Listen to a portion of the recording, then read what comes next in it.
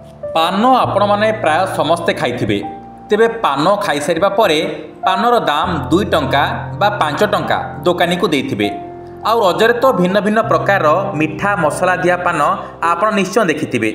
आजिकाली तो व्यावसायिक दृष्टिकोण भिन्न भिन्न प्रकार पान जेमितिकी फायर पान, आइस पान, चॉकलेट पान सब बजार में मिलानी, जार दाम 50 टंका आरंभ करी 500 टंका पर्यंत रही थाए।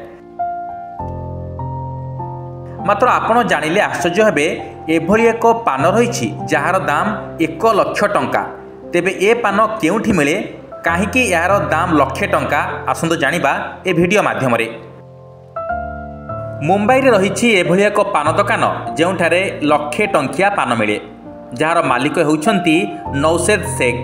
तेबे नौसेद MBA डिग्री परे एक MNC रे चाकरी करुथिले, मात्र निजर पारिवारिक कौणिक वृत्ति को एक नुआ रूप देवाकू जाई पूर्व पुरुषर से पुराना पान दुकान को एक नुआ रूप देथिले एवं आरंभ करथिले विभिन्न प्रकार शौकीन पानर व्यवसाय। याहारी भितरे से परिकल्पना करथिले एक नुआ एवं अजीब धरणर पान जार ना थिला प्रेमर सुगंध, जहाँकि 2टा डिजाइन बॉक्स भितर रखा जाए एवं याहारी उपरे सुनार एक कोटिंग दिया जाय थाए।